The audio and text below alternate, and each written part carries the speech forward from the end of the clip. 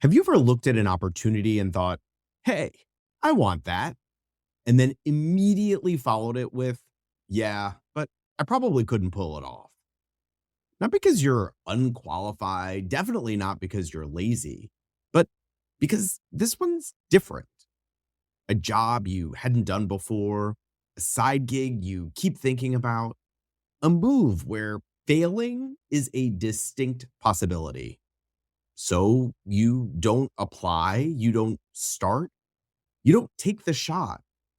You tell yourself, I would if I knew how. But here's the real question. Is it that you don't know how, or that you're not sure you can handle it if it goes sideways? A lot of physicians are confident in the day-to-day work, but struggle with self-confidence when it comes to trying something new. That's what we're talking about today. The difference between confidence and self-confidence, and why it keeps so many capable doctors stuck.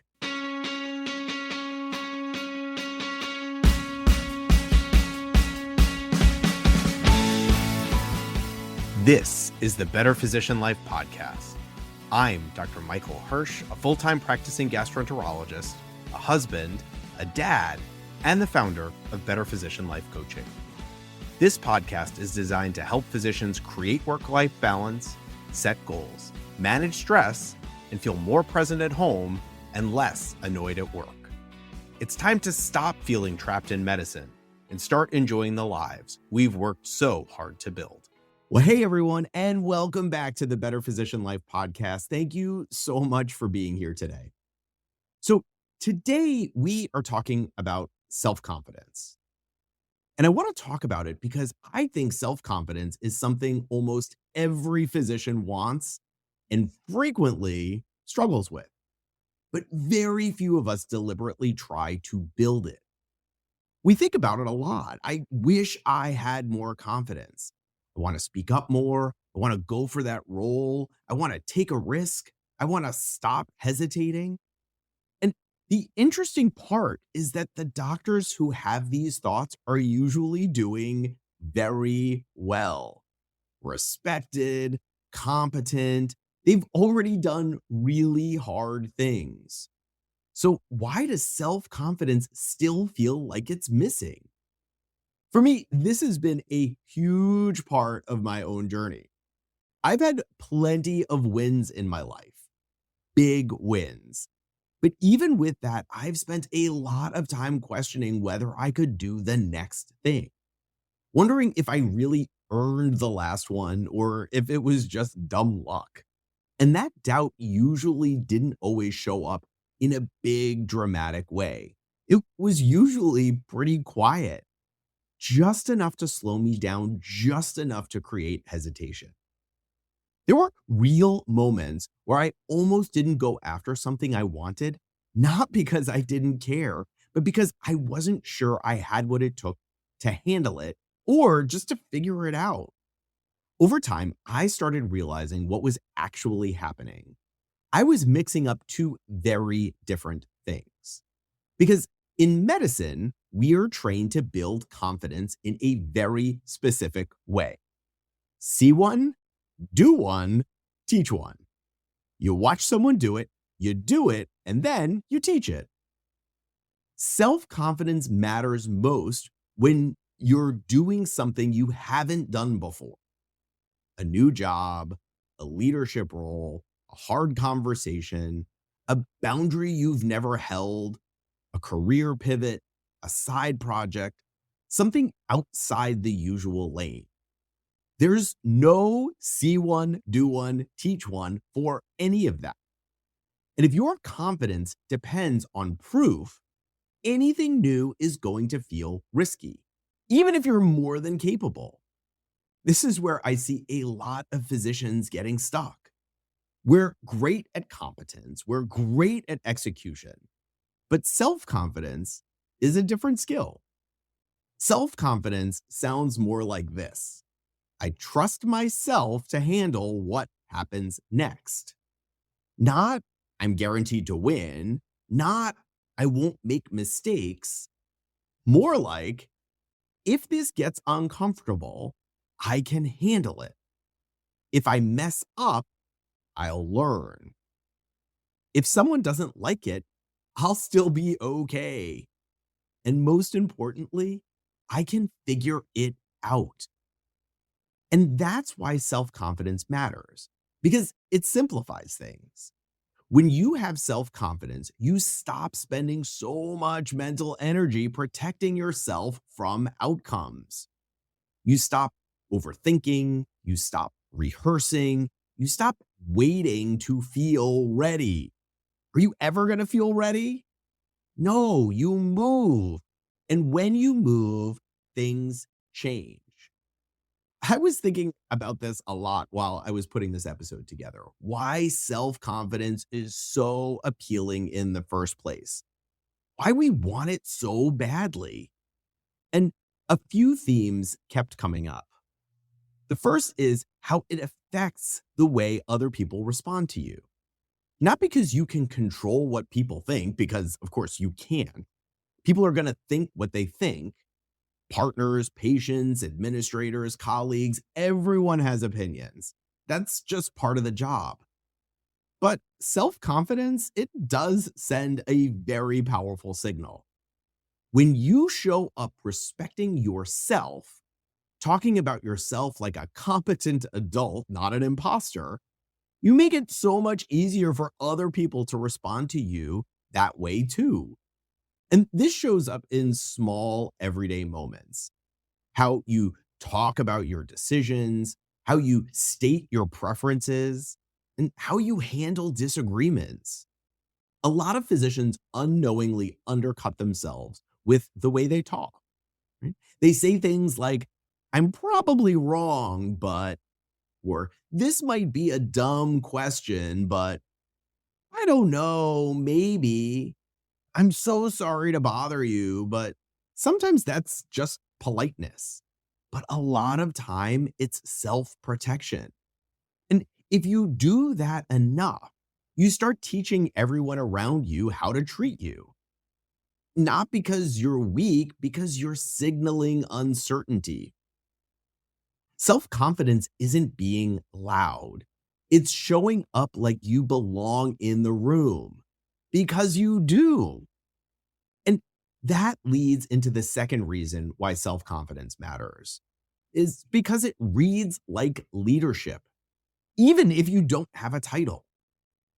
In any group of people, someone is always setting the tone. People are looking for that steadiness in the trauma bay, in the OR or procedure room, in clinic when everything's backed up, at a committee meeting, even at home.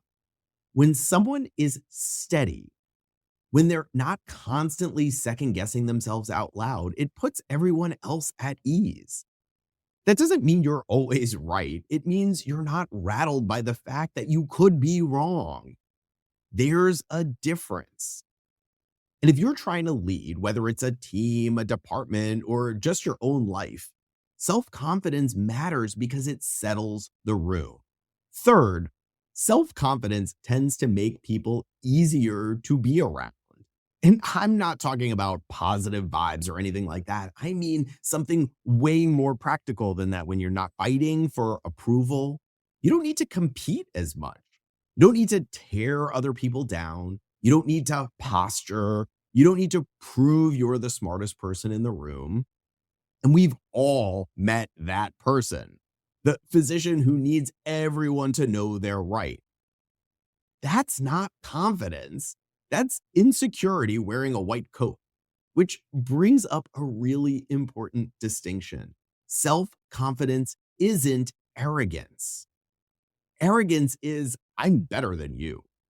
Self confidence is, I don't need to prove myself. Big difference. Arrogance needs an audience. Self confidence doesn't. Arrogance is fragile. Self confidence is steady. So, if you've avoided anything labeled confidence work because you don't want to turn into that guy, I totally get it. But they're not the same thing. And that brings us back to the real pain point.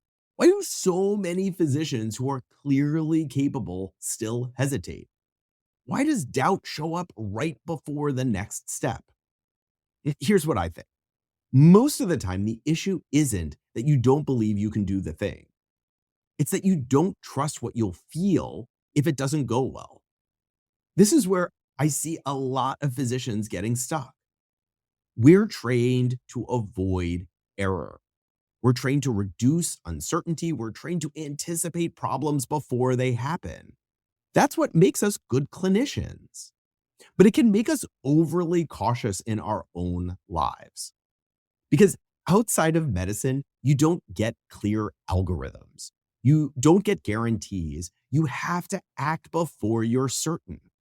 And if your brain treats discomfort like danger, you'll keep choosing the safe route, even when you're unhappy there. I see this all the time. A physician wants to speak up more in meetings, but doesn't want to feel exposed. A physician wants to set boundaries at work, but doesn't want the pushback. A physician wants to apply for a role, but doesn't want the sting of rejection. A physician wants to build something outside of medicine, but doesn't want to feel inexperienced again. So they wait. They all wait. They tell themselves it's not the right time, or they need more experience, or it'll get easier later. But most of the time, what they're really doing is trying to avoid a feeling. And that's why self-confidence isn't really about belief. It's about tolerance.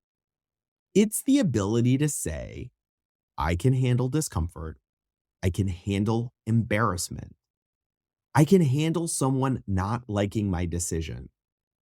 I can handle not being good at something yet. That's self-confidence. And here's the problem. If your confidence only comes from what you've already done, you'll just keep repeating your past. You'll get better at what you already know, but you don't expand. To expand, you need a different kind of confidence, the kind that shows up before the proof. And here's a simple way to think about it. Action creates evidence, but most physicians try to wait for evidence before they act. That's the trap. You don't get to feel fully ready before the next step. You get to act. You get to learn. You get to adjust. And yes, sometimes you fail. But failing ahead of time, doing nothing, teaches you nothing. It just keeps you comfortable and stuck. And I'm not saying that in a motivational way. I mean it in the same way you'd think about resistance training. If you don't load the muscles, it doesn't adapt. If you don't step into discomfort, it doesn't get easier. The same thing applies here to self-confidence. One place I see this show up for a lot of physicians is how we handle not knowing. We're trained to know, we're expected to know, and a lot of us have this unspoken idea that uncertainty makes us look weak. So we hide it. We avoid asking questions. We avoid being new. We avoid anything that might expose a gap. What actually matters is being willing to be new at something again. That's a skill. And this shows up at home too. A lot of doctors will grind through work stress all day, bring it home, and then wonder why they're short, distracted, or impatient. It's not because they don't care, it's because they never learned how to transition. They never built the skill of actually putting work down and showing up as a spouse, a parent, or a partner. And that transition turns out to be a self-confidence issue too, because it requires you to believe things like, I can put work down. I can leave some things unfinished tonight. I can leave some things unresolved and still be okay. That's self-trust. And when it's missing, your brain does what it's trained to do. It clings to the list. It clings to control. If there's one thing I've noticed over time, it's this. Self-confidence isn't believing you'll always succeed. It's trusting yourself to handle the experience no matter what. And that's not something you fix in a single episode. But there is a practical place to start one that fits into real physician life. Because one of the places self-trust breaks down the most is right at the line between work and home. You leave the hospital, you leave clinic, you leave the OR, but mentally, you're still there. Running the list, replaying conversations, thinking about tomorrow, and you walk through the door with your body at home and your mind still at work. That's a transition problem, and transitions are trainable. And that's why I created the 5-minute commute reset for physicians. It's a short guided audio and a simple worksheet you can use on the way home to clear your head, downshift, and walk in the door more present. If you want it, you can download it for free at betterphysicianlife.com/commute reset, and I will link it in the show notes. Because when self-confidence is missing, it doesn't usually announce itself. It shows up as hesitation, as waiting, as telling yourself, maybe later, about things you actually want right now. It keeps you doing what you already know how to do, not because it's right, but because it's familiar. And over time, that costs more than a shot and miss it. Self-confidence isn't arrogance. It's not bravado. It's not believing you'll always win.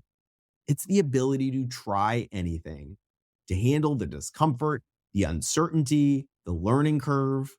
And most of the time, that ability isn't built in the big decisions. It's built in the small ones, the transitions, the moments where you move forward without fully knowing the outcome. That's when self-confidence actually gets practiced. And the more you practice it, the less time you spend waiting on things you already know you want. Thank you so much for listening, and I'll see you on the next episode of Better Physician Life. Thanks for hanging out with me today. I know how full your days are, so the fact that you chose to spend this time here means something. If anything in this episode hit home, hit subscribe and send it to a colleague who might need it. And if you want to learn more, check out my website at www.betterphysicianlife.com. These conversations matter more than we realize. And please take care of yourself. I'll see you next time.